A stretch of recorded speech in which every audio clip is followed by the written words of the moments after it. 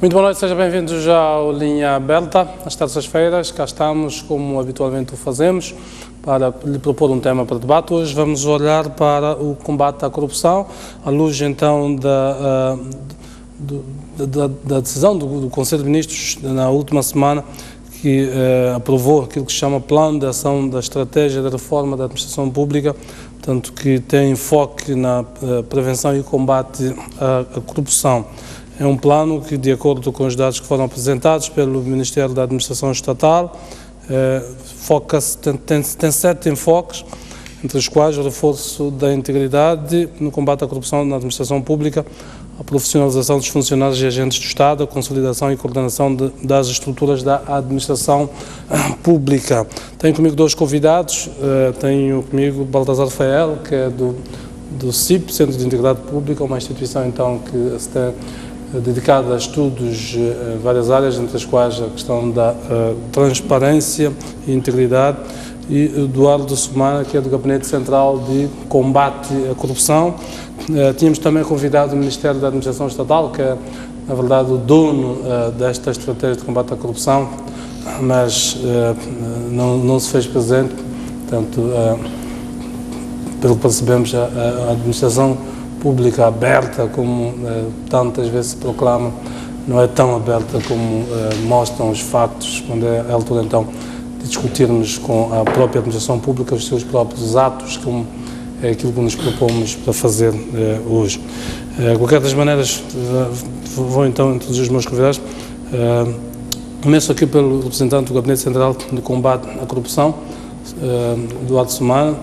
Boa noite mais uma vez. Quando falamos da corrupção, particularmente na administração pública, é certo que não é exclusivo da administração pública, mas a maior preocupação sempre se senta na administração pública, uma vez que é o dinheiro dos contribuintes. Não sei se o vosso gabinete já teve acesso a esta estratégia que foi aprovada pelo Conselho de Ministros na última semana, não? Antes de mais, boa noite, agradecer à SOICO, portanto, pelo convite que nos endereçou. E especial saudação também ao caro telespectador que a esta hora, portanto, nos vê. Respondendo muito diretamente à sua questão, efetivamente, portanto, o Gabinete Central teve de facto acesso a este documento, e não só agora que o mesmo foi aprovado, mas, portanto, numa fase anterior também, em que o mesmo esteve, portanto, em preparação. E, na sua opinião, aquilo que são os pressupostos do documento corresponde àquilo que são os desafios no presente momento relativamente ao combate à corrupção na administração pública, e têm sido muitos os casos têm sido levantados, alguns deles até pelo próprio Gabinete Central, investigados pelo próprio Gabinete Central de Combate à Corrupção. Esta estratégia está adequada, na sua opinião, àquilo que são os desafios que se colocam? Bom, penso que antes de responder muito concretamente à questão, era importante que fizéssemos, se me permitir, que fizesse uma pequena contextualização, portanto, deste importante documento. É que em 2012 foi, portanto, aprovada esta estratégia de reforma e desenvolvimento da administração pública para um período de 15 anos. Portanto, ela irá vigorar até 2025. E, nesse sentido, ela irá ser, portanto, operacionalizada, por assim dizer, por via de planos operacionais, passa a redundância. E já em 2012, foi em 2014, em 2012 sim, foi aprovado, portanto, o primeiro plano, que vigorou até ao ano de 2014, portanto, por 2 anos, porque estes planos operacionais, portanto, devem, digamos que, estar inseridos dentro de um ciclo de governação, e na altura, portanto, exatamente, o plano do Governo, e nesse sentido houve a aprovação, portanto, por parte do Governo deste segundo plano de ação para, portanto, devia ser para o próximo quinquênio, mas naturalmente que também, por força dessa questão de estar alinhado, portanto,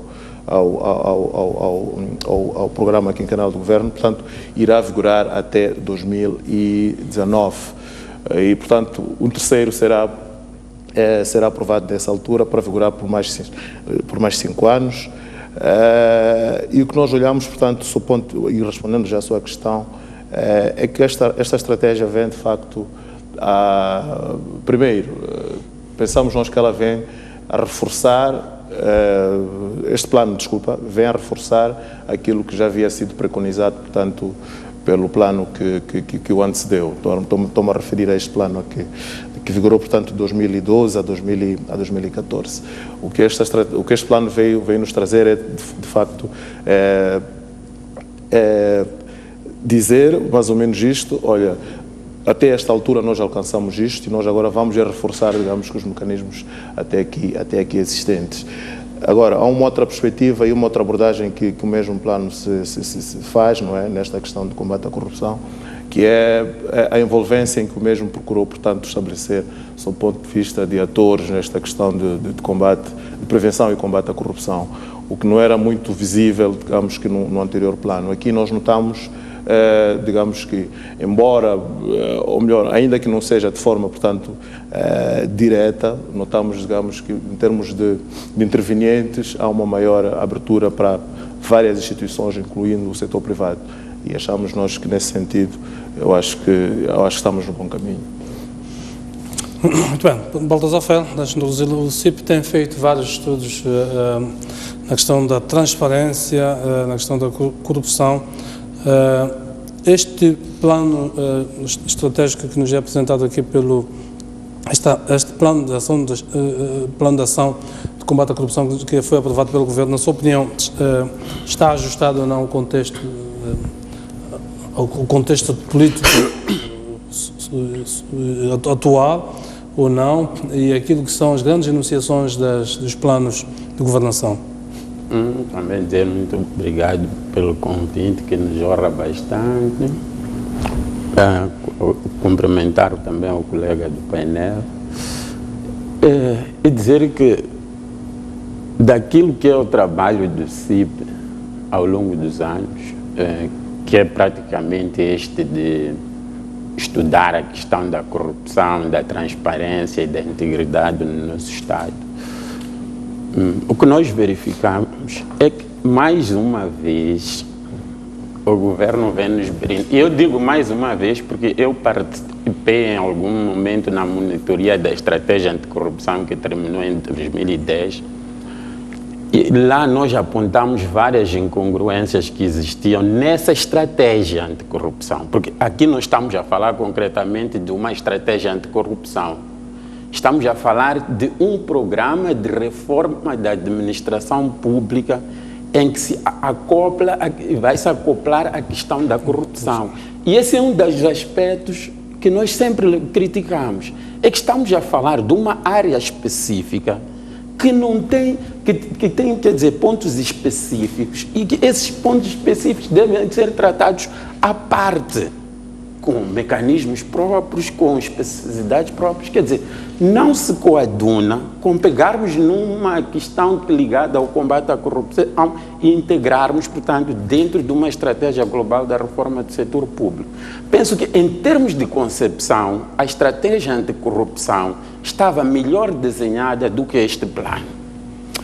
Em segundo lugar, dizer que este plano de ação que foi aprovado é um plano que acaba não respondendo àquilo que são os desafios do momento, como estava a dizer o Jeremias Langa. Quer dizer, se nós olharmos para este plano, nós nos perguntamos onde está inscrito o combate à grande corrupção, por exemplo.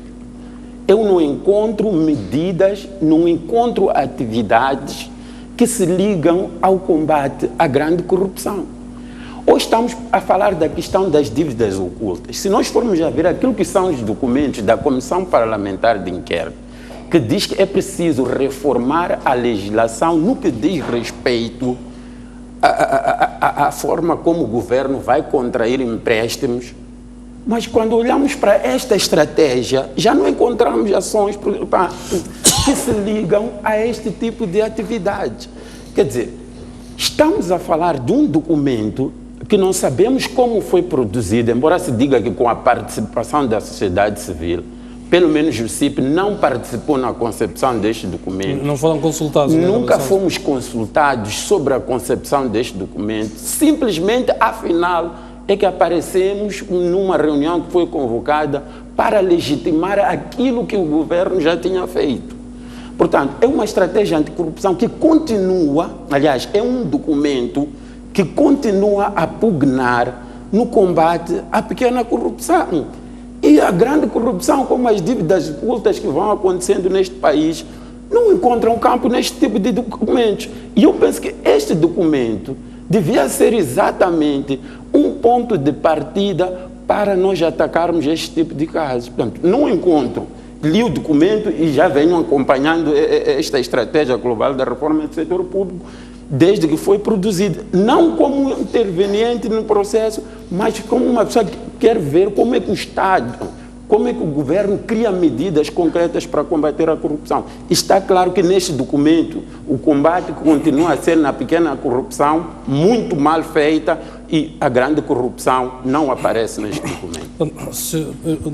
O entendimento que está aqui a projetar é no sentido de, se olharmos para aquilo que são os 7 componentes enunciados nesta estratégia, profissionalização dos funcionários e agentes do Estado, consolidação da coordenação das estruturas, o reforço da integridade dos funcionários, acha que se centra mais nos funcionários de baixo escalão e menos na questão do topo?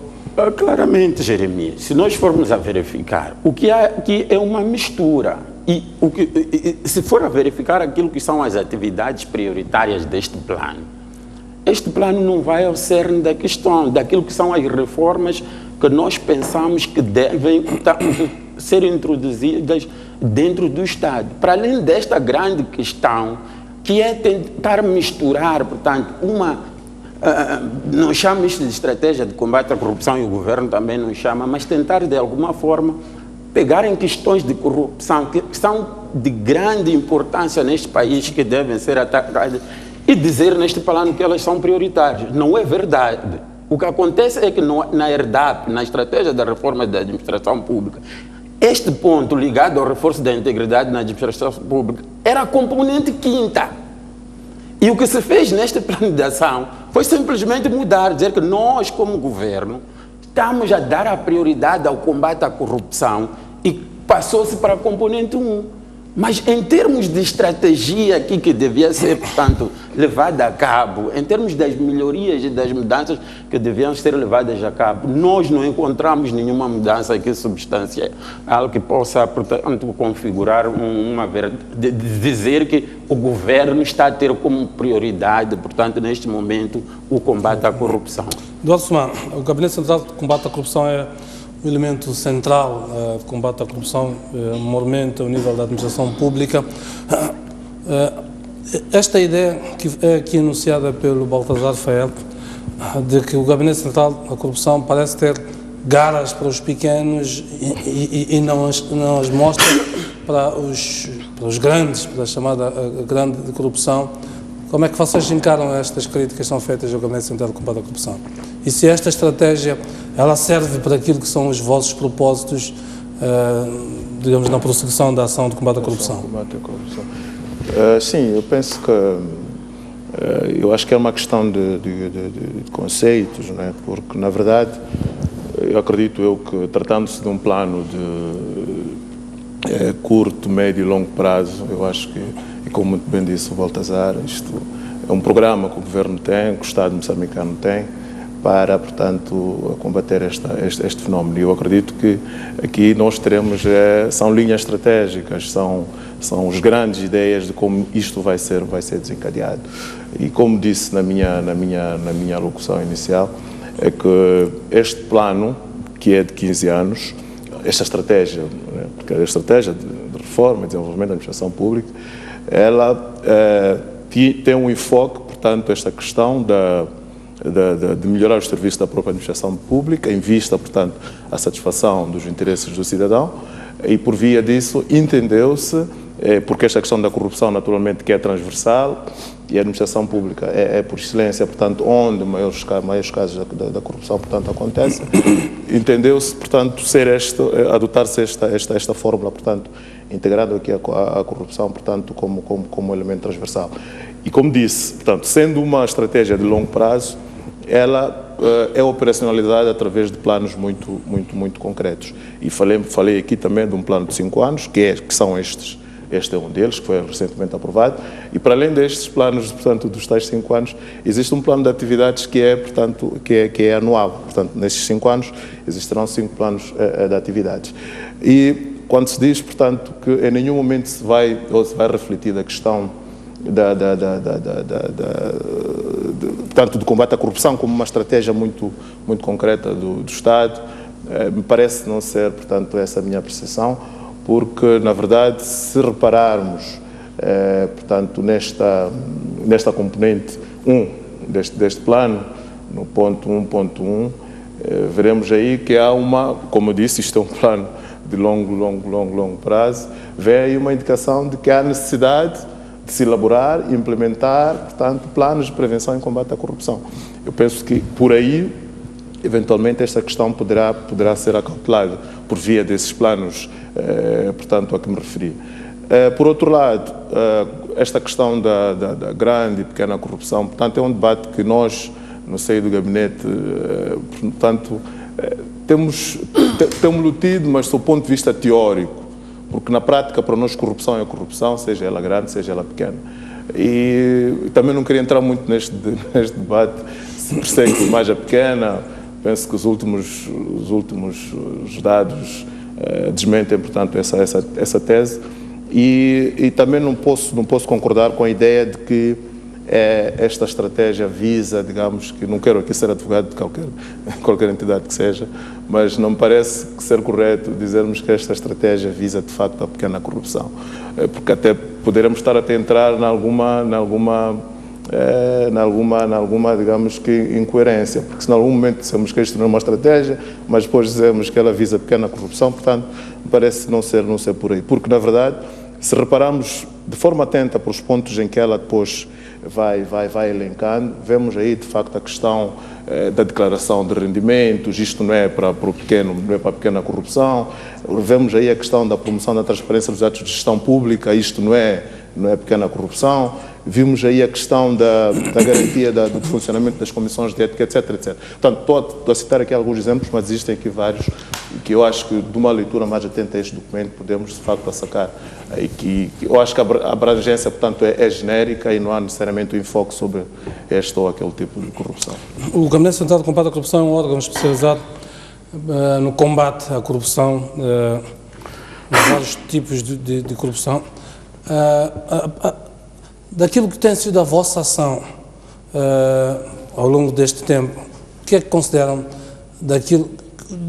em termos de dimensão da corrupção ao nível da administração pública? Como é que a situam? Bom, Jeremias, é uma pergunta de difícil resposta, não é? Porque, é assim, aos olhos de qualquer um cidadão, eu acho que são níveis preocupantes, isso não é inegável, mas nós temos que partir, de facto, aliás, há um trabalho que está a ser desenvolvido ao nível da Procuradoria-Geral da República, no sentido de avançar-se para um estudo, para se aferir, portanto, em que estágio nos encontramos nesta questão da corrupção. É certo que alguns organismos internacionais, portanto, assim o fazem, mas nós internamente acho que temos que ter esta preocupação. E penso que por via disso aí já teremos, digamos que, não a real dimensão, mas uma ideia um pouco mais aproximada da realidade, portanto, sobre o estágio em que nos encontramos atualmente. E lá está, mais uma questão que este plano preconiza, é que até, portanto, neste período de vigência, até 2019, portanto, o plano preconiza, portanto, a realização de 2 pesquisas, portanto, sobre esta questão da corrupção. Eu acho que isso é um dado extremamente importante, porque a partir daí depois vai nos permitir não só ter a real noção da dimensão, portanto, da questão, e por via disso, de facto, traçar estratégias também de combatê-la. Com a aprovação da lei do Ministério Público, o que é que mudou, do ponto de vista prático, na capacidade do próprio Ministério Público de investigar os crimes de corrupção? Bom, primeiro, a questão de termos dóminos, por assim dizer, da ação penal e isto materializar-se pela acusação do processo.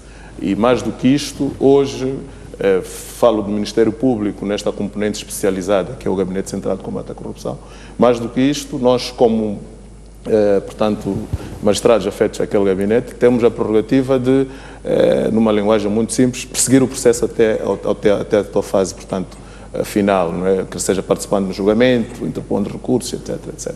Portanto, penso que a mais-valia do órgão há de decorrer necessariamente desta situação. O que é que isto se traduziu em termos de resultados no combate à corrupção? Poderemos dizer agora que há uma ação mais enérgica da corrupção, ou pegando uma linguagem dos políticos, o Gabinete Central de Combate à Corrupção está a fragilizar a corrupção ou não?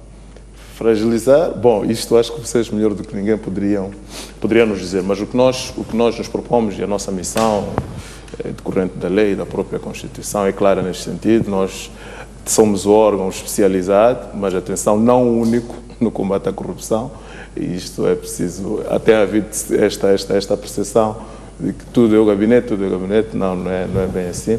O gabinete foi criado, portanto, como órgão especializado, mas isto não exime, portanto, os demais órgãos e a sociedade no geral, portanto, de prevenir e combater a corrupção. Nós levamos a cabo as nossas competências legais e acreditamos que temos feito tudo o que está ao nosso alcance para, portanto, levar as situações que se apurem, tratarem-se de corrupção, portanto, à barra dos tribunais. É esse exercício que temos vindo a realizar e, portanto, a sociedade é que depois nos poderá dizer se estamos no bom ou no mau caminho, mas nós acreditamos que estamos no bom caminho. Baltazar, o CIP elaborou há pouco tempo um estudo em que mostrava os custos da corrupção no Estado moçambicano. Com as alterações que houve do ponto de vista legal, sentiu alguma mudança naquilo que é a ação do próprio Ministério do Gabinete Central de Combate à Corrupção? Durante muito tempo se dizia que era um cão sem dentes, para essa expressão, porque não podia deduzir a acusação, não podia conduzir todo o processo, toda a ação penal, portanto, de instruir processos, toda a ação da instrução preparatória dos processos. Acha que houve alguma mudança de paradigma no combate à corrupção? Olha, Jeremias, talvez recuar um pouco e comentar umas coisas que foram ditas. Falou-se, por exemplo, que vão ser realizados 2 estudos, 2 pesquisas de combate à corrupção. Eu quero questionar a pesquisa sobre governação e combate à corrupção que foi realizada em 2012, depois da pesquisa realizada em 2004, 2005, e serviu para a elaboração da estratégia anticorrupção. Se nós já formos a verificar neste documento, essa pesquisa nem é citada. E eu questiono por que é que nós continuamos a realizar pesquisas neste país se essas pesquisas depois não são utilizadas. Se for a ler o documento da herdade, em nenhum momento fala-se da pesquisa de 2012, que deveria de servir de linha de base de muitas ações que estão aqui colocadas neste plano. Portanto, para mim, falar-se de produção de 2, 3, 4 estudos não interessa, porque esses estudos não são realizados. Aquilo que foi a avaliação de médio termo da estratégia anticorrupção, porque pelo que eu saiba, depois não foi realizada uma avaliação afinal do processo, não foi usado para a elaboração deste plano. Então, por que nós passamos a vida a proclamar estudos que depois não são realizados? Eu penso que temos que abandonar esta prática e termos, portanto, programas que são coerentes. E a coerência dos nossos programas é nós irmos realizando estudos, realizando determinadas atividades, ver onde é que nós falhamos e onde nós podemos dar, portanto, seguimento a outras atividades. Porque realizar estudos para pôr na gaveta, porque não são convenientes ou não convém a quem tem que produzir estes planos, eu penso que isso não faz muito sentido. Portanto, quanto à questão que o Jeremias me coloca neste momento, de fato, nós produzimos este estudo e mostramos, de fato, que os custos da corrupção em Moçambique são demasiado altos. São custos e que, de alguma forma, acabam pondo em causa, portanto, a sustentabilidade do próprio Estado em termos econômicos. A reforma que o Ministério Público introduziu neste momento, nós ainda não estamos... Também penso que a última reforma que foi aprovada ao nível da Assembleia da República é bastante recente e ainda não dá para ver aquilo que são os resultados desta atividade.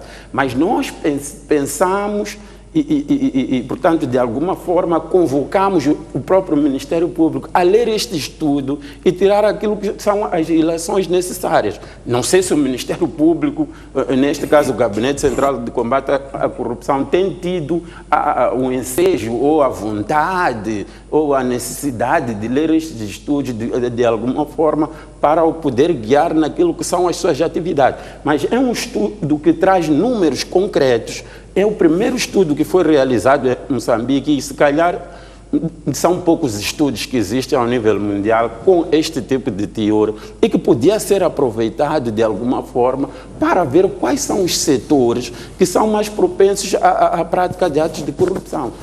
Há alguns meses ou semanas produzimos também um estudo sobre a questão dos combustíveis em Moçambique. Não sabemos se também este estudo vai ser tido em conta naquilo que é a atividade que é realizada pelo Gabinete Central de Combate à Corrupção. Porque o que nós verificamos é que parece que aqui há dois polos, nós somos todos moçambicanos. Quando a sociedade civil produz trabalhos, produz estudos, estes trabalhos não são tidos em conta. Se for a reparar, aquilo que são os índices da transparência internacional, que são produzidos anualmente, eu não sei se o governo tem em conta estes índices, mas quando os resultados são de alguma forma satisfatórios ao governo, aquilo que é a atividade do governo no combate à corrupção, sempre aparece alguém a dizer o país melhorou um pouco.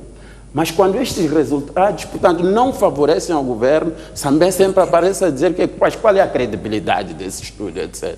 Eu penso que se queremos olhar para questões de credibilidade de estudo, que produzamos nós como moçambicanos o nosso índice de transparência, o nosso índice de corrupção anualmente, para que depois possamos, portanto, apresentar este tipo de crítica. A pergunta que eu colocava é, sente uma ação enérgica no combate à corrupção ou não? Há alguma mudança, já desde 2004, particularmente quando o Presidente Guebuza chegou ao poder, elegeu a corrupção como um dos pilares, o Presidente Inhosse recuperou em parte essa ação programática, elegendo novamente a corrupção como um pilar fundamental. Sente alguma mudança ou não no combate à corrupção? Falando sinceramente, Jeremias, como uma pessoa que está, portanto, dia a dia neste trabalho, não vejo mudanças que sejam mudanças significativas. E vou dizer, houve atividades que foram realizadas, como, por exemplo, a produção do pacote anticorrupção. A produção do pacote anticorrupção teve em vista exatamente, de alguma forma, atacar também aquilo que nós consideramos de grande corrupção. Embora a corrupção seja tudo, nós sabemos muito bem disto, mas teve em vista também atacar questões ligadas à grande corrupção. Mas desde 2012, e vou fugir um pouco de 2004 que o Jeremias fala, desde 2012 a esta parte que este pacote começou a ser aprovado, o que nós verificamos é que, por exemplo, no último relatório semestral do Gabinete Central de Combate à Corrupção, não estou a dizer que tem que se forçar que casos destes surjam, mas também não acredito que não existam. No último relatório, eu não vi nenhum caso referente a crimes de enriquecimento ilícito, não vi nenhum caso de corrupção ao nível do setor privado, não vi nenhum caso ligado ao tráfico de influências. As informações continuaram e continuam a ser sempre as mesmas. Aquilo que é a grande corrupção, que nós pensamos que também deve ser atacada, e ao nível do governo, e esse é outro aspecto que a gente levanta. Este plano é da administração pública. Temos que olhar para aquilo que é de fato a administração pública. E acima da administração pública, que planos existem, por exemplo, para combater a corrupção? O ministro pode até trabalhar na administração pública, mas não é um funcionário, não vamos chamá-lo concretamente, certamente de um técnico da administração pública. Portanto, não sente que haja uma ação enérgica? Não estamos a sentir essa ação enérgica até este momento ao nível dos crimes de grande corrupção. E o teste é este pacote anticorrupção que foi aprovado, e nenhum destes crimes que eu enumerei foi, portanto, listado como tendo sido investigado ou como um crime que, sei lá, mereceu algum tratamento. Dr. Assumar, a questão, o aumento da transparência nos atos do Estado é considerado, digamos, um elemento essencial para a redução das práticas de corrupção. A publicação dos negócios do Estado portanto, os grandes contratos que o Estado faz, até que ponto o Gabinete Central do Combate à Corrupção acompanha, porque são aqueles que potencialmente serão geradoras de práticas lesivas ao próprio Estado, até pela dimensão dos negócios de que estamos a falar. Até que ponto o Gabinete Central do Combate à Corrupção acompanha estes grandes negócios feitos pelo Estado? Os estudos têm sido feitos a denunciar muitas destas situações e a amálgama da legislação que foi produzida, eu referi-me a 2004, foi a primeira lei de combate, a lei anticorrupção, a chamada lei anticorrupção aprovada a nível da Assembleia da República. O que é que produziu em termos concretos? A lei anticorrupção, a lei de probidade, conflito de interesses, a obrigatoriedade de declaração de bens. Em que medida esses instrumentos estão a ser usados, por exemplo, para cautelar situações de enriquecimento sem causa, que nós temos visto? Exato. Bom, de facto, esta questão é extremamente interessante e a corrupção, portanto, o combate à corrupção, aliás, por parte das entidades, neste caso, a quem o Estado confiou esta missão, só de facto é visível naqueles casos em que as pessoas são eventualmente acusadas. Mas há muito trabalho que é feito por detrás disto e nós temos uma política a nível interno que é de aprimorarmos, ou melhor, apregoarmos mais a questão da prevenção. E nesta questão muito concreta que coloca, e falou da lei da probidade pública, se reparar, nos últimos anos tem havido um exercício muito grande no seio da comunicação social. Portanto, apelando a todas aquelas entidades que nos termos da lei são obrigadas já, portanto, a declarar o seu património, a fazê-lo. E isto é uma atividade necessariamente de prevenção.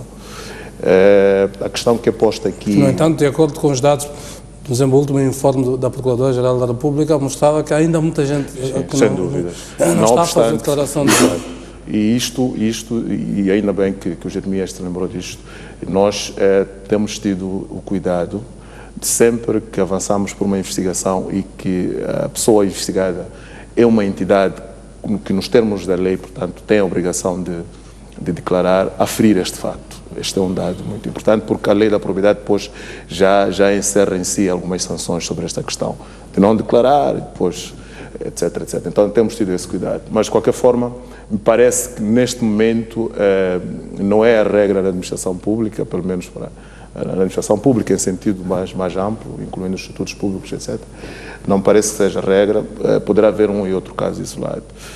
Com relação a esta questão que coloca de forma muito concreta, assim, nos termos legais, existem formas pelas quais o gabinete, neste caso, pode iniciar ou desencadear uma investigação, ou seja, a notícia do crime, a tal chamada notícia do crime. E estas formas não são diferentes daquelas que serão das demais entidades que têm competências no âmbito da investigação criminal. Estou a falar das procuradorias, das polícias, por aí fora. E neste sentido, portanto, nós somos parceiros de várias entidades da sociedade civil, nomeadamente o CIP. Acho que o Baltazar deve estar esquecido disto, mas vocês partilham connosco os vossos boletins e nós fazemos daquilo instrumentos de trabalho.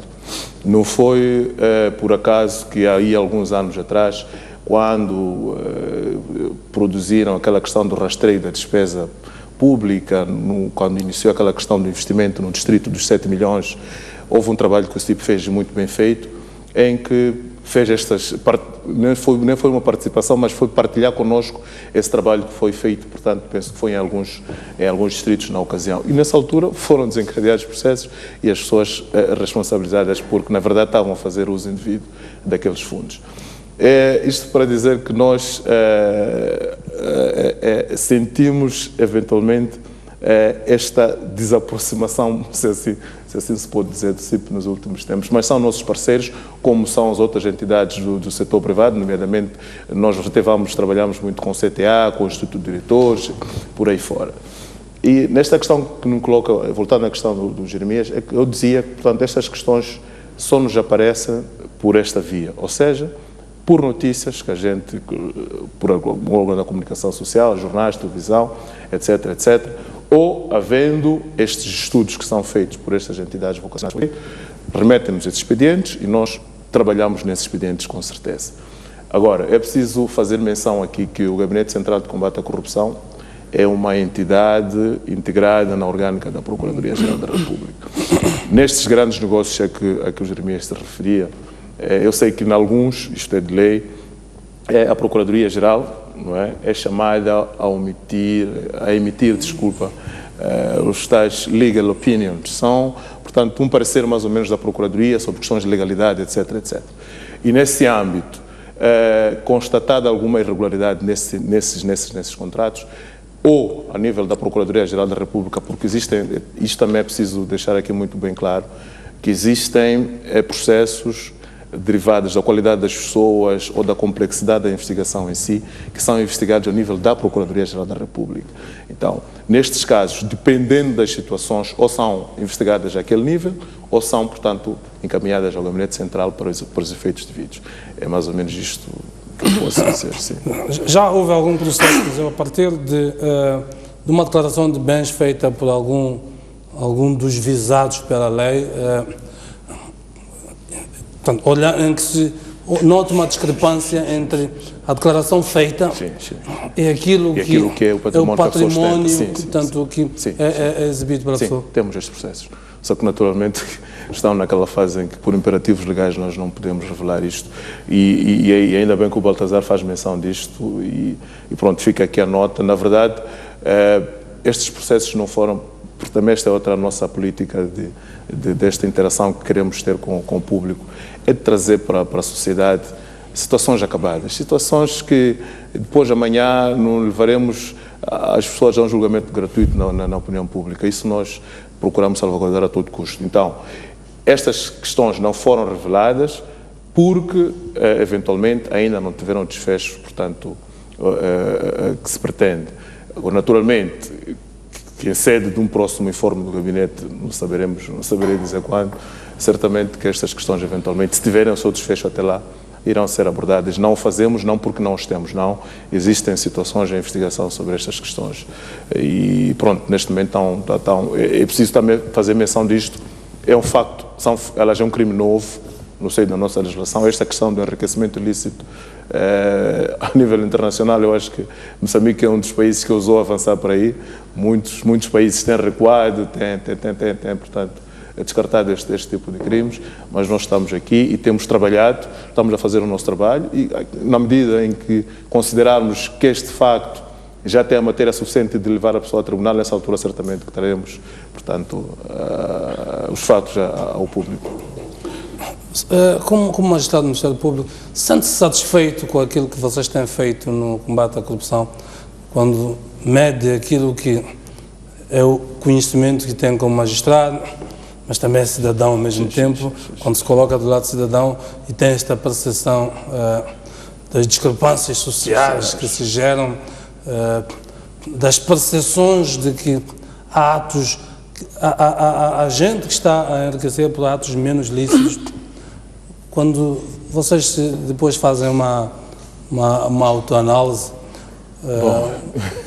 sentem-se satisfeitos não, porque estamos ainda a muitos passos de combater, portanto, combater no sentido de reduzir, porque extinguir isto é impossível, preciso sermos claros nisto, mas estamos encorajados. Nós, no dia a dia, como disse, tudo fazemos, mas tudo mesmo, damos de nós tudo o que temos em termos de saber, etc., etc., e no sentido, portanto, de reduzir os índices de corrupção, portanto, em Moçambique. É que, por via disto, certamente que estaremos a salvar muitas situações. Portanto, o país não desenvolve por causa de casos de corrupção. Eventualmente, se estancarmos este mal ou se diminuirmos este mal, eventualmente, portanto, a situação seja outra. E, naturalmente, que não nos podemos sentir satisfeitos quando, no dia após dia, entram nos casos ao nível dos gabinetes, reportam-nos situações na imprensa, estudos apontam esta para aquela situação, estudos internos, internacionais. Portanto, não nos podemos sentir satisfeitos com isto e relaxados. Nós estamos, assim, encorajados. Estamos aqui de corpo e alma e daremos o nosso máximo até onde podemos. Sentem que vocês são independentes do vosso trabalho, não estão condicionados. A ideia generalizada é que os procuradores não. Dá uma chamadinha, vai desistir do caso, uma chamadinha, não vai abordar o tal fulano. Sentem-se condicionados ou não? Não, condicionados não. Eu costumo dizer, portanto isto já não sei dos meus colegas, é que as nossas atividades são uma atividade, é de atitude, é de coragem, é de atitude acima de tudo. Então, alguém pode se impor limitações, não é? Eventualmente porque se sente, não sei como é que diria isto, inferior ou com receio de alguma entidade em função do nível que essa entidade ocupa na sociedade. Mas de uma forma bastante direta, receber chamadas ou telefonemas de alguém com interesses, não. Eu pessoalmente nunca tive isto. A magistratura do Ministério Público é hierarquizada, portanto fica aquela ideia de que mesmo a distribuição dos processos em função de uma afinidade com este ou com aquele capaz de... Não, Jeremias, se reparar... A sociedade pode ficar com esse... Sim, porque se reparar, neste momento, a nível da cidade, do Gabinete Central, estão cerca de 5 a 6 procuradores que lidam com estas matérias. E dia após dia entram casos dessa natureza. Imaginem que todos eles estivessem a ser canalizados por apenas um que eventualmente nutrisse essas simpatias. Não parece nada, acho que não é por aí. Não, eu levanto isto, não é pelo caso particular daqui, mas pelo que vemos no mundo inteiro. Sem dúvidas. Ainda agora no Brasil houve um ministro da Cultura que se demitiu, um ministro que era penso que era da Casa Civil, também se demitiu, porque houve lobbies do presidente, houve chamadas gravadas, inclusivamente, e, portanto, se estas coisas acontecem pelo mundo fora, não é de descartar que elas aconteçam aqui. Baltazar, acha que a nossa magistratura do Ministério Público no combate à corrupção é efetivamente independente? Sente esta ação? É uma pergunta, de facto, um bocadinho difícil de responder. O que eu vou dizer é que o Ministério Público tem esta questão da hierarquia, mas há vários ministérios públicos ao nível do mundo que também têm a mesma forma de organização, de estruturação para o seu funcionamento. Agora, o que se tem questionado é a independência do Poder Judiciário em Moçambique, porque uma coisa é independência formal, e formalmente não há nada que diga que, por exemplo, um magistrado do Ministério Público deve se sentir condicionado mesmo ao Procurador-Geral da República, que é o topo, portanto, da sua hierarquia. Agora, o que nós temos que ver é, em termos práticos, como é que estas coisas funcionam. Há anos, não me lembro quando, houve um estudo que foi feito pela Afrobarometer, se a memória não me engana, em que neste caso, foram ouvidos, esse estudo ouviu de forma anônima vários magistrados, até judiciais, etc., que levantavam muitas questões ligadas ao condicionamento da sua atuação por parte do poder político, por parte de agentes do poder político, principalmente. Então, o que eu penso é que um magistrado, naquilo que é a sua atuação, a independência deve ser própria. Deve olhar para aquilo que a lei diz e, na sua atuação, quer dizer, procurar fugir a este tipo de pressão. Agora, até que ponto é que os nossos magistrados conseguem fugir a este tipo de pressão com as coisas que nós vemos, por exemplo, nas formas pouco claras de progressão ao nível da carreira? Nós sabemos como é que eles progridem. A nossa inspeção judicial e do Ministério Público funciona muito mal. Não sabemos se faz, de fato, avaliação dos magistrados ou se as suas promoções são de natureza administrativa. Quer dizer, há várias formas que podem ser usadas para condicionar o funcionamento de um magistrado. Então, é sobre esses aspectos que nós temos que ver como é que... Mas também temos que ir a questões concretas. Se um magistrado tem um processo, eu penso que temos que ver como é que ele investiga, como é que ele trata aquele processo, qual é o desfecho que esse processo tem. Mas muitas vezes nós não conseguimos observar estes aspectos, porque o nosso judiciário também é muito fechado. O nosso judiciário só aparece a comunicar sobre o andamento dos processos quando há pressão da parte do público. Quer dizer, não pode ser assim. Nós temos que saber, não a matéria processual em concreto, mas nós temos que saber em que fase, por exemplo, o processo está, etc, etc. Este tipo de situações já ajudam de alguma forma nós a vermos que trabalho é que o magistrado está a fazer, se está a fazer todo o trabalho que devia fazer ou se de alguma forma há aqui um condicionamento naquilo que é a sua atuação. Portanto, dizer taxativamente que há condicionamento de magistrados, eu não diria que não, mas também não diria que este condicionamento não existe. Pois, quando olhamos o mundo inteiro, ficamos com poucas certezas sobre este assunto, porque os países mais insuspeitos nos apresentam situações verdadeiramente alarmantes relativamente a isto. Queria convidar-vos a um intervalo, voltaremos então à segunda parte com as intervenções dos nossos telespectadores, colocando perguntas aqui sobre este tema muito importante. Há estudos que mostram que Estados conseguiram prevenir a corrupção, conseguiram viabilizar muitos recursos para o desenvolvimento desses mesmos países e que, portanto, a corrupção tem sido um dos elementos nefastos que atrasa os países na prossecução de muitos programas de desenvolvimento. Daí, então, a importância de discutir este assunto. Vamos ao intervalo, voltamos daqui a pouco. Até já.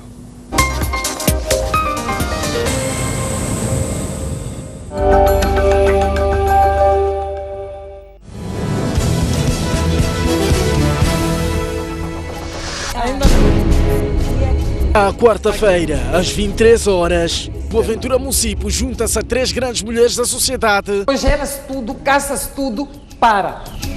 Visão por revisão. Para colher a visão, a voz e análise. E como é que interpreta este sinal? Sob perspectiva feminina de diversos assuntos na ordem do dia.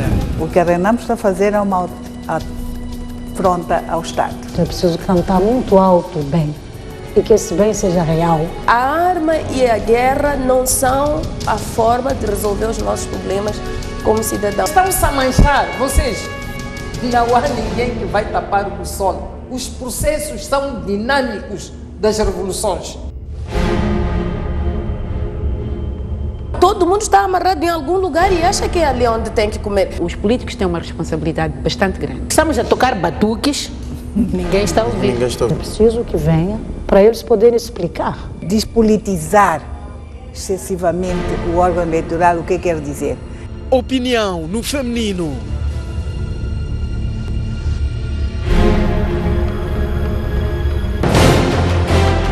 Um país sem história é um país sem futuro.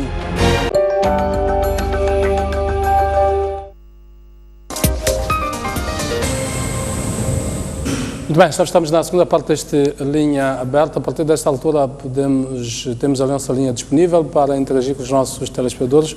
Queremos ouvir a sua opinião sobre este flagelo chamado corrupção. Tenho comigo 2 convidados, como tiveram certamente ocasião de ver, e particularmente a presença do Gabinete Central de Combate à Corrupção. Temos criticado várias coisas, mas há um aspecto que é preciso salientar: a abertura das instituições. Há instituições que finalmente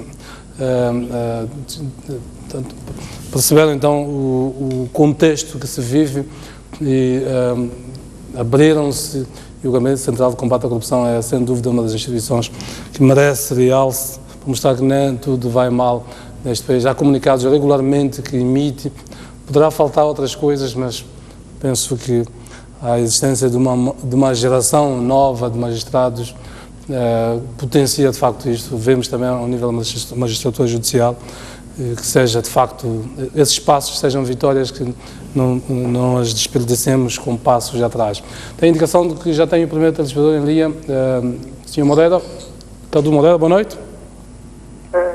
Muito boa noite, Jeremias Langa. Meu boa noite também é extensiva a todo o desenvolvedor desse programa e também saudar os doutores aí presentes, particularmente ao doutor Baltazar, que tanto admiro pela sua frontalidade E de facto liguei mesmo para dizer que não tenho muita coisa a dizer, só mesmo para elogiar, para secundar o que ele estava a dizer, fazer essa questão de, por exemplo, só se combater, ou a corrupção nesse caso, só se apega a questões minúsculas. Quantas pessoas de grande nomenclatura no país cometeram a corrupção nesse caso? A gente não vê uma ação proativa para a corrupção. Não sei se a forma de atuar é personalizada, quer dizer, atua em função das vontades de um certo grupo de pessoas, o que é tão lamentável. Eu tenho visto vários casos, que nós não temos visto, tentar agora com a corrupção a atuar. Então, é lamentável. Muito boa noite, obrigado. Muito obrigado pela sua participação. Menciona então o aspecto levantado na primeira parte, e é preciso sempre lembrar que corrupção muitas vezes a consequência, há outras razões que acabam por dar origem à corrupção, são razões de ordem estrutural. Quando olhamos para o aparelho do Estado, há muitas, podemos colocar incentivos dados aos próprios membros da administração pública. É sempre mais confortável que para quem está no topo da hierarquia dizer os salários baixos não podem ser pretexto para haver corrupção, mas quem tem que viver no dia a dia a realidade. Podemos não os criticar de longe, mas há ações que se calhar são mais estratégicas, que podem ser a raiz. Não estou a dizer que são as únicas razões. Bom, do Chimoio tem a indicação do Sr. Laimo. Boa noite. Sim, boa noite. Boa noite, faça a voz, Sr. Laimo. Sim, eu estou para comentar um caso da questão em tema, né? Exato. Quando se fala de corrupção cá no país, olhando pela nossa magistratura, nós constatamos que há um pouco de transparência, há um pouco falta de transparência. Sobretudo nessas dívidas atuais, né? Dívidas públicas. E a dívida também da LAM. Nós descobrimos que os nossos tribunais, quando são questionados acerca desses índices de corrupção, eles simplesmente limitam-se a dizer que estamos a trabalhar no assunto. Estamos a trabalhar no assunto, mas estão a passar anos, estão a passar meses, estão a trabalhar no assunto. Então, se estão a trabalhar, os resultados estão onde? São poucos os resultados que nós estamos a ver. A maior parte dos problemas de corrupção que são relatados no nosso país, nós ouvimos por fora. No caso da LM agora, nós ouvimos por fora. Quando foram questionados os membros dos magistrados, disseram que estamos a trabalhar no assunto. Foi agora questões de questionamento das dívidas públicas. Tudo bem que algumas vezes as pessoas que são indicadas para ir fazer os questionamentos são pessoas da mesma ala, não é política, questões de ensino. Às vezes é preciso essa transparência, essa forma de indicar as pessoas para questionar esse tipo de pessoas. É questionável no meio público. Às vezes nós temos que ter um pouco de... Muito obrigado, Sr. Laem. Penso que ficou o essencial. Não sei se depois o Eduardo Semar poderá querer pronunciar sobre tudo este assunto da LM que vimos de fora. Penso que o assunto das dívidas públicas já está muito mais do que entregue. Vamos esperar então a tal auditoria da CROL e aí sim poderemos exigir ao Ministério Público uma ação mais veemente. Não sei se temos... O senhor Dalito, fala-nos a partir de Sofala. Boa noite. Muito obrigado, Jeremias. E aí o painel. Problema da corrupção. Há trabalho, Jeremias, há trabalho, mas pronto, há dualidade de critério. A transparência existe para aqueles que são peixes meigudos. A transparência. Eu vou a um caso que já remonta há muito tempo, o caso de banco comercial, de 140 e tal milhões. Até hoje não sabemos o desfecho daquele caso. Temos o caso do Banco Austral. Até hoje não sabemos o caso. Nós queremos saber o que aconteceu. o Siba foi morto. Até hoje não sabemos qual é a verdade. Então, houve um pouco da vontade na entrada do primeiro mandato do Guebuza, que levou o Manhanja à barra da justiça. Mas aquilo também não teve um desfecho, claro. Então, o povo pergunta, que justiça nós queremos? E ontem, o ex-chefe de Estado foi para a Comissão de Inquérito Parlamentar, mas não veio ao público. Se viesse ao público, um pouco ia aliviar o sofrimento do povo. Porque nós estamos a pagar o preço de a falta de transparência dos nossos governantes. O primeiro mandato de Guebuza disse que ia registrar todos os bens dos nossos ministros, dos nossos mandatos, né, os nossos governantes. Mas até hoje não veio ao público que o tal ministro tem isto. Para nós passar a controlar que o ministro X entrou no governo com isto. Mas aquilo ficou de boca para fora. Mas na realidade não houve o trabalho. Nós queremos, a partir de hoje, para o ano, que todos os governantes que traçam os seus bens e a gente passar a controlar os bens aqui. Jeremias, dói para mim, se formos à dispensa desses governantes, eles não têm arroz Mariana. Não tem arroz Mariana. Mas nós, o povo, somos obrigados a consumir uma coisa que não tem qualidade. Eles não consomem. E eles nem fazem compras em Moçambique, fazem compras em Nespresso. Se fosse bom produto, eles não iam a Nespresso para fazer compras. Muito bem, muito obrigado, Sr. Dalito. Penso que levantou aqui algumas questões interessantes. A questão da declaração pública dos bens dos dirigentes foi uma discussão muito grande. O problema aí é mais a lei, porque o legislador entendeu que esta declaração é semi-pública, portanto a pessoa pode consultar, mas para efeitos não pode utilizá-la em termos públicos, portanto pode consultar e ver que o tal fulano espreitar, portanto ir lá, tem isto, tem aquilo, mas a partir da altura que utilizar esses dados já estará... O que se pode fazer é consultar a parte da identificação do declarante. Portanto, nem os bens pode ver. Só depois de fazer uma declaração, uma série de requerimentos, etc. Portanto, o que se consulta é a parte simplesmente da identificação do declarante e não dos bens. Não dos próprios bens. Exatamente. Então, eu tinha um entendimento mais otimista. Não, mas portanto, tem que mostrar alguma causa que justifique o seu interesse em aceder àqueles bens. Nesse caso, pode. Mas é preciso, como eu disse, há um processo que deve ser... A minha condição de cidadão, por exemplo, em querer saber de um ministro meu, penso que é suficiente. É suficiente. Mas é uma evolução. Tem indicação de um transtorno na condição do anonimato. A construção de uma sociedade democrática, sobretudo a partir das nossas, é um processo penoso. E nós vemos muitas sociedades já muito à frente e não sabemos os processos que passaram. Boa noite. Tem indicação de um transportador que está ali. Boa noite. Sim, boa noite, faz favor. Senhor Germinha, boa noite. Boa noite, estamos a ouvi-lo, por favor. Sim, senhor Germinha, boa noite. Boa noite. Não sei se não consegue ouvir. Por mim, como... Sim, por mim, olhando aquilo que é... Sim. Estamos a ouvi-lo, pode continuar a falar. A criação do gabinete, para mim, seria um zero. Por que digo isto? Não percebi a criação do tal gabinete contra a corrupção. Alô? Sim, estamos a ouvi-lo. Fala à vontade. A criação do tal gabinete contra a corrupção, para mim, é um vazio. Porque em nenhum momento já surtiu efeito positivo. Eu estava a dizer que não, em nenhum dia já surtiu efeito positivo. Não é?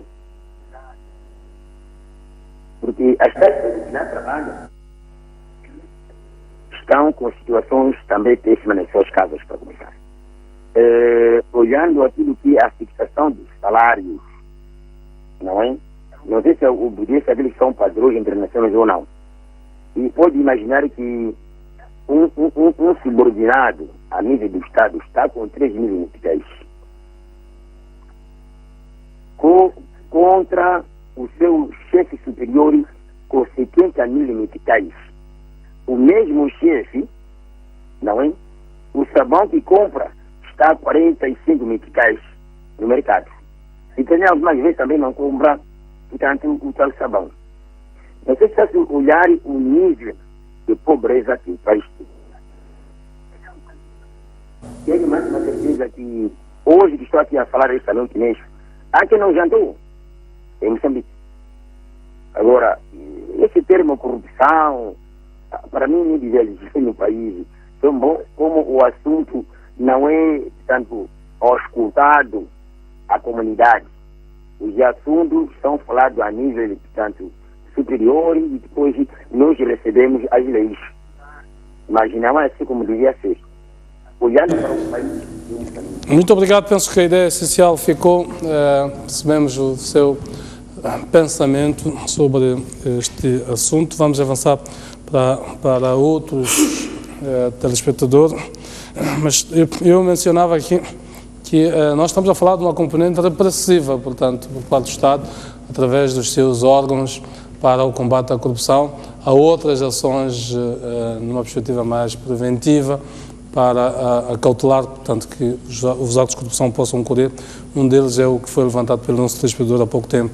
Portanto, a precariedade das condições dos próprios funcionários faz com que eles usem do poder, o polícia do seu poder, o professor do seu poder, enfim, o enfermeiro, e cada um de nós vai usando desse poder para aumentar os seus rendimentos e fica um ciclo vicioso. Tem indicação de um telespectador em linha também na condição do anonimato. Boa noite. Muito boa noite. Boa noite, faz favor. Desculpa, queria agradecer pela oportunidade e parabenizar pelo programa e dizer que este país está mal. A corrupção é cada vez mais notória e para cada cidadão tem sentido isso. Eu falo por muitos de nós e dou um exemplo.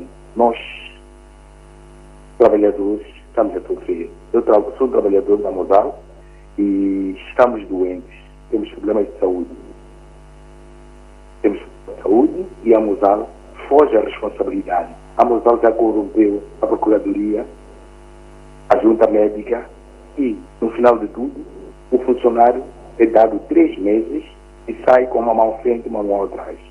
Dizendo que nós pedimos a vossa ajuda e que o povo tem que saber. O governo tem que pôr a mão. Mas o que acontece é que a mão do governo está dentro da empresa e estamos a sofrer por isso. Então, este país precisa de mudança e nós pedimos a vossa ajuda. Muito obrigado pela sua participação.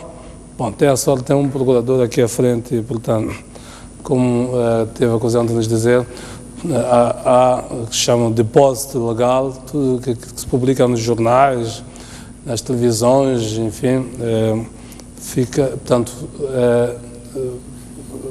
é uma informação que é consumida pelos procuradores e serve de matéria, portanto, de matéria-prima para analisar factos que possam configurar, então, crimes e crimes públicos em particular. Tem indicação de mais junto às em linha, na condição do anonimato também, a partir de Inhambane. Boa noite. Boa noite. Sim, boa noite, faça favor. Faça favor. Sim, boa noite. Boa noite, boa noite. Nada, eu só queria parabenizar o programa, né? Obrigado. Eu queria parabenizar o programa. Em particular, o senhor que está sentado não vê bem, é da Centro de Seguridade Pública, parece. É o CIP, exato. Sim, porque parece que essa coisa de corrupção só atinge, aliás, o nosso Estado está atento à pequena corrupção. Não se fala muito de grande corrupção. Por exemplo, fala-se muito de polícia de trânsito, mas nunca se falou de alfândega, aquilo que andam a fazer nas fronteiras. Essa situação só atinge só para a polícia. Será que essa corrupção é só na polícia de trânsito? Isso só se fala de... eu acho que todas as instituições estão nessa situação de corrupção. Mas a corrupção só se fala só na polícia de trânsito. Para os grandes dirigentes que dirigem aquelas instituições, não se fala. Eu acho que esse senhor sentado ao lado, esse da CPI, não sei se o que ele está a falar é uma coisa que tem acontecido mais nas nossas instituições. Muito bem, muito obrigado pela sua participação. Se calhar a corrupção da polícia é a corrupção de massas. Corrupção de massas, portanto, é muito mais visível, tal como a do professor, do médico, do enfermeiro, enfim, do guichê de qualquer instituição pública. Mas há aquela, de facto, como menciona, das UGEAs, que é muito mais particular, enfim, dos grandes negócios do Estado, do tráfico de influência. Tem indicação do Sr. Fidel, vai ser o nosso penúltimo telespectador esta noite. Boa noite, falamos a partir de Maputo. Boa noite, boa noite. Eu nem vou cumprimentar, porque quero ser o mais breve possível. Faça favor. Sim, eu nem vou cumprimentar, porque quero ser o mais breve possível. Sim, o problema da corrupção aqui é, acho que parte mesmo das hierarquias do topo. Porque nós olhamos para a corrupção ao mais baixo nível. Mas nós estamos a nos debater com um problema que é social, é mais conhecido ao nível mundial. Nós temos o problema das dívidas públicas. É claro que ali existe um dedo da corrupção. Existe o gabinete do combate à corrupção. Então, por que não investiga a dívida, pelo menos? Depois desta dívida, o presidente ou o ex-presidente da República ontem esteve a prestar declarações, mas estava a prestar a porta fechada. Ora, se essa dívida é pública, não deve ser prestada essas declarações em público. Temos que entender que o problema, calhar o Moçambique é o país mais corrupto do mundo, só por causa dessas pequenas situações. Eu só vou perguntar uma questão só que deve ficar aí no ar. Por que é que eu, a viajar no meu Mercedes-Benz, com todo o conforto que eu tenho no meu Mercedes-Benz, tenho que pagar multa pelo sistema de segurança? Isso não é para favorecer a polícia? O Mailog, será que as pessoas que viajam nesse Mailog estão mais seguros do que eu no meu Mercedes-Benz? Isso é apenas para uma porta para nos corrompermos. Portanto, eu agradeço, mas eu acho que é um problema que deve ser bem refletido. A corrupção, o gabinete aquele gabinete do combate à corrupção só foi criado para, pelo menos, o inglês ver, como se diz na gíria. Não é para combater a corrupção em Moçambique. Muito bem, muito obrigado, Sr. Fidel. Não acredito ainda, portanto, que o Gabinete Central de Combate à Corrupção é a resposta eficaz a este flagelo. Vamos atender o nosso último telespectador esta noite, depois fechamos as nossas linhas telefónicas. Não sei se teremos alguém.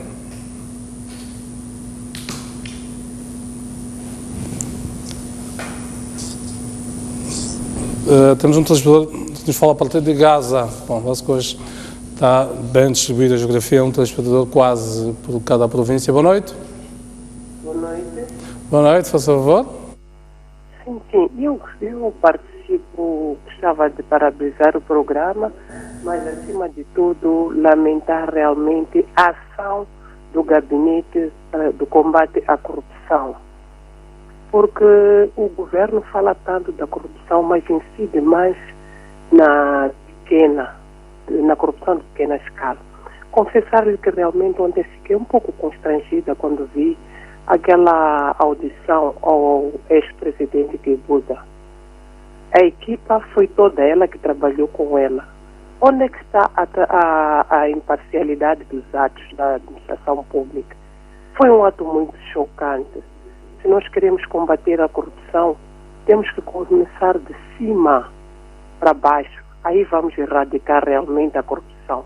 Não vale a pena estarmos a traçar estratégia, desenharmos projetos para combater. Temos que começar de cima para baixo. Havemos de combater a corrupção. Hoje estamos a sofrer, não conseguimos alimentar os nossos filhos por causa de um assunto de corrupção que vem lá do topo. Sejamos honestos. Muito obrigado pela sua participação. Foi a nossa última telespectadora. Vou despedir muito rapidamente. Começo do Eduardo. Há várias questões que foram colocadas. Mas nitidamente salta esta ideia de que vocês estão só a atacar a pequena corrupção e não atacam a grande corrupção. As pessoas querem ver sangue, querem ver ministros, governantes presos ou pelo menos indiciados e alguma razão, quer dizer, quase toda a gente, quando se diz normalmente, ainda ontem o Dr. Ivo Baltazar dizia, o poder é um trampolim para a resolução de muitos problemas pessoais. E os que estão e os que já estiveram no poder, muitos deles já resolveram parte dos seus problemas. Penso que é um pouco partindo desta ideia, mas queria ouvir o seu comentário a estas questões que foram levantadas. Bom, de facto, eu na verdade não tenho mais comentários e não necessariamente questões acho que uma ou duas, mas com relação a esta percepção que a sociedade tem do Gabinete Central de Combate à Corrupção, como disse aqui em algum momento, é que nós, justamente para criarmos aqui qualquer situação de insuspeição, eventualmente, ou de suspeição, desculpa, temos procurado criar estes mecanismos de interação com o público e, por via deles, dizemos à sociedade que nós estamos a fazer isto, estamos a fazer aquele outro. Portanto, não corresponde à realidade, poderá não ser no nível de satisfação que as pessoas esperam eventualmente, mas não corresponde à realidade que estas situações não sejam perseguidas. E é preciso referir aqui, eu, em algum momento, falei-me da forma do aparecimento da notícia do crime. Obviamente que se essas situações não são reportadas, nós teremos dificuldades de conhecê-las e, por via disso, persegui-las. Isso é tão lógico quanto isto. Aliás, em criminologia existe a tal figura das cifras negras, ou seja, nem toda a situação que consubstancia algum ilícito de natureza criminal chega ao conhecimento das autoridades. E se não chega, não há de ser investigado. Então, nós temos feito apelos nesta interação com o público. Nós temos procurado várias vertentes de abordagem. Uma é esta, dizer, olha, senhores, estamos a fazer isto, estamos a ir para ali. A outra é estabelecer mecanismos de abertura, por forma que as pessoas venham até o gabinete, portanto, e apresentem, as suas denúncias, as suas queixas, etc, etc. E há uma outra vertente que eu aqui referi-me também em algum momento da minha abordagem, é que nós, como sociedade, se calhar eximimos-nos de algumas obrigações que temos, portanto, pelo facto de estarmos inseridos neste contexto. Fala da denúncia. E não só, quer dizer, nós estamos aqui a falar, em algum momento, neste plano, fala-se da questão do reforço da cidadania, etc, etc. Passa necessariamente por isto. Nós olhamos para o gabinete e dizemos, sim senhor, esta entidade é, aquilo que eu disse em algum momento, é a quem o Estado incumbiu a missão única e exclusiva de perseguir os casos de corrupção. Ora, se nós não temos o apoio da sociedade nesta tarefa, certamente que não lograremos sucesso. E temos também que desmistificar esta ideia de que o combate à corrupção é de uma entidade apenas. O combate à corrupção é de todos nós. Onde há o corrupto, existe o corruptor, existe o corrompido. E este corruptor, na maior parte das vezes, vem da sociedade. Nem sequer faz parte da administração pública. Se quisermos estabelecer a relação entre o corrompido, ou seja, o corruptor, encontrar-se na administração pública. Então, estas situações todas, quando falou-se aqui da questão da corrupção da polícia, do agente de trânsito, o agente de trânsito não exige que você lhe pague. Você é que tem a iniciativa, na maior parte das vezes, de se querer ver livre daquela situação e, por via disso, oferece um suborno. Se há corrupção, este é um exemplo. Posso falar de... Se há um corruptor passivo, existe um corruptor ativo, exatamente. Então, nós como sociedade, eu acho que temos que nos afirmar, temos que nos posicionar de forma diferente como até então temos estado a fazer. Como sociedade e como instituições também, quer interessadas, quer não, com relação, portanto, com estas matérias. E a nível da administração pública no geral, temos notado que também há este apartar, este assunto é da Procuradoria, este assunto é do Gabinete. Não, este assunto é de todos nós. O Estado entendeu que, pronto, tinha que criar uma entidade com competências exclusivas nisto, mas não disse que a sociedade se eximia, portanto, das suas obrigações. Mas nós continuaremos a estabelecer estes mecanismos de interação com a sociedade, informaremos sempre que tivermos, portanto, notícias a formar, porque nós trabalhamos para a sociedade e, nesse sentido, não iremos, portanto, parar de fazê-lo. Nesta altura, há grandes casos de corrupção que estão a ser investigados. Não precisa os mencionar especificamente pelo Gabinete Central de Combate à Corrupção? Sim, Jeremias, penso que nos últimos dias saíram comunicados. Há este do FDA, portanto... Esse é um deles, mas existem outros casos, a que se referiu algum telespectador do caso dos aviões, e esta questão é preciso fazer menção que não foi... Da LM, exatamente. Isto não foi despoletado a nível internacional, o gabinete agiu, não é verdade.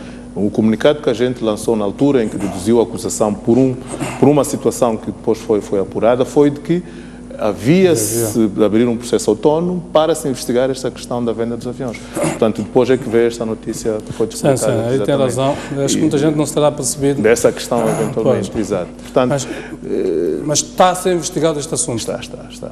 Isso posso lhe assegurar que está.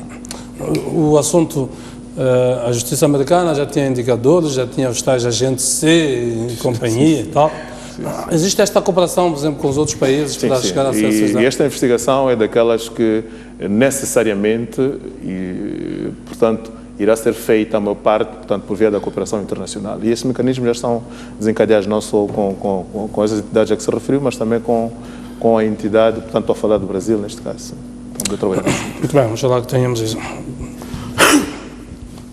O Baltazar Fael, queria notas finais também da sua parte? Eu só queria não entrar em confrontação com o Sumana, respeito muito o GC, o trabalho que eles fazem, mas esta questão, por exemplo, da interação entre os cidadãos e o Gabinete Central de Combate à Corrupção tem que estar materializada em alguma coisa. Nós produzimos a Lei de Proteção de Vítimas, Testemunhas e Denunciantes, e esta lei não está a ser implementada. Portanto, não foi criado o órgão central, esta lei é de 2012, não foi criado o órgão central de implementação desta lei, que é o Gabinete Central de Proteção à Vítima. Portanto, não podemos querer que as pessoas se aproximem do gabinete e denunciem casos de corrupção se sentem desprotegidas. E temos o exemplo, na altura em que vigorava, ainda vigora a lei anticorrupção, portanto, alguns artigos já que foram afastados, de pessoas que apresentaram casos de corrupção e os nomes apareceram na imprensa, por exemplo. Então, como é que as pessoas vão se sentir à vontade para apresentar estes casos? E uma das fontes da Procuradoria-Geral é claramente as denúncias das pessoas. Mas se as pessoas não se sentirem tanto protegidas, elas não vão claramente apresentar qualquer denúncia. Portanto, é preciso que esta lei seja, tanto, posta em prática, porque ela não está a funcionar. A questão da LAM, por exemplo, é um dos aspectos que eu quero comentar. Eu penso que, se está a ser investigada, isto é muito bom. Mas já eu quero lembrar que, antes de ser lei de probidade pública, este documento, quando foi, este projeto de lei, quando foi ao Parlamento, chamava-se Código de Ética do Servidor Público. E tinha lá uma disposição concreta de punição de para punir um funcionário moçambicano que corrompesse um funcionário estrangeiro. Quer dizer, uma disposição específica. Chegada ao Parlamento, esta disposição foi retirada. Por quê? Eu ainda não sei dizer muito bem porque que isto aconteceu. Falamos aqui acerca do estudo do CIP. O estudo do CIP cobre exatamente os 10 anos da governação do antigo presidente da República. Este estudo traz elementos que nós pensamos que podem ser aproveitados pelo GCC. O que este estudo diz, e uma das constatações mais graves, é que nesse período o país perdeu cerca de 4,8 a 5 bilhões de dólares. Quer dizer, isto é grave. Eu não via nenhum relatório produzido neste país pelas instituições de investigação que mostrava que o país estava a ser dilapidado, portanto, nestes valores. Conheço e sei que existem dificuldades na investigação de crimes financeiros por parte do GCC e por parte de outras instituições. Mas eu penso que este tipo da criminalidade financeira tem que ser muito bem vista por parte das nossas instituições de investigação. A questão de declaração de bens, claro, é pública e não é pública, mas é mais não pública do que pública. Mas eu vou mais além. Não devia ser só declaração de bens e rendimentos. Porque muitas vezes nós vemos os nossos ministros a passearem-se em grandes viaturas e os rendimentos que eles apresentam, se é que apresentam ou declaram, não compram, não chegam para adquirir aquele tipo de viaturas. E nós estamos parados nesta questão de declaração de bem. Chegou, declarou, foi se sentar, não sabemos o que ele está a fazer com os fundos do Estado que estão entregues à sua guarda. Eu penso que devia se avançar para a questão de declaração de rendimentos por parte destes titulares. O outro aspecto que eu já tinha avançado e que vou correr na sua explanação tem a ver com aquilo que eu disse, que esta estratégia, este plano de ação que foi aprovado, e eu continuo a dizer isso, me parece que está ligado mais à corrupção, à pequena corrupção, aquilo que muitos espectadores se debruçaram. Ora, em 1975, o presidente Samora foi a primeira pessoa a publicar um decreto presidencial, em que vinha lá o salário de todos os dirigentes deste país. Mas de lá até cá, eu não sei quanto é que ganha o presidente da República neste país. Eu não sei quanto é que ganha um ministro. Eu não sei quanto é que ganha um magistrado. E são profissões sensíveis e que nós devemos saber o que é que estas pessoas estão a fazer e quanto é que ganha para o tipo de vida que algumas delas têm. Então, eu penso que estes aspectos têm que ser tidos em conta naquilo que não são as estratégias que o país está a desenhar para combater a corrupção. Porque se não fizermos isto, continuaremos a ter várias estratégias, continuaremos a produzir vários estudos e a mim choca-me bastante este estudo de 2012 sobre governação e combate à corrupção, que não serviu de base para a produção deste documento por parte do Ministério da Função Pública e nem sequer é citado. Quer dizer, gastou-se muito dinheiro, contratou-se uma empresa privada para fazer este trabalho e este trabalho não serve de base. Se nós formos, outra questão que eu queria levantar também muito rapidamente, tem a ver com a própria lei de propriedade pública. Se nós formos a ver a linha de base que vem neste estudo, ela diz que, parte de 2016, que diz que há 0 casos de conflito de interesses. Não é verdade. O próprio CIP denunciou vários casos de conflitos de interesses, mas nós não sabemos depois qual é o desfecho que estes casos têm. Eu sei que há uma ligação entre a comissão que trata destes casos e o GCC, mas mesmo indo aos relatórios do GCC, eu não encontro matéria suficiente para me dizer como é que este tipo de casos de conflito de interesses são tratados. Mas é mais ou menos em linhas gerais que eu queria. Muito bem, quero agradecer a vossa presença aqui por estas linhas, por discutirmos um assunto tão relevante para a vida de um país que está num processo de construção. O princípio de uma administração pública aberta e transparente é um princípio muito difícil de se efetivar. É fácil de escrevê-lo, como está em vários documentos, mas o seu processo de efetivação leva tempo e leva a estes percursos que estamos aqui a fazer, a própria aparição do Gabinete Central de Combate à Corrupção, que eu quero efusivamente saudar. Eu acho que esta compreensão de que a nossa aparição, a aparição das instituições é importante, é já um passo significativo por parte das instituições. Eu digo particularmente, já tenho mais de 20 anos como jornalista e acompanhei vários percursos das instituições, uma recusa tremenda das instituições, sobretudo ligadas à questão da justiça, em aparecer. Estavam na sua torre de Babel e, portanto, nenhuma delas se dispunha a aparecer. E hoje em dia estão aqui conosco e, como se vê, discutimos abertamente, ninguém sai daqui magoado nem nada. Pelo contrário, as instituições ganham porque elas, quanto mais aparecerem, depois vão perceber que o público vai se habituar a esta ideia de que lida à vontade com os magistrados, que são na prática, cidadãos deste país, nossos familiares, no dia a dia. Muito bem, foi um prazer ter-vos deste lado. Em termos de linha aberta, voltaremos a nos encontrar então na próxima terça-feira, aqui neste mesmo espaço. Boa noite. Até lá.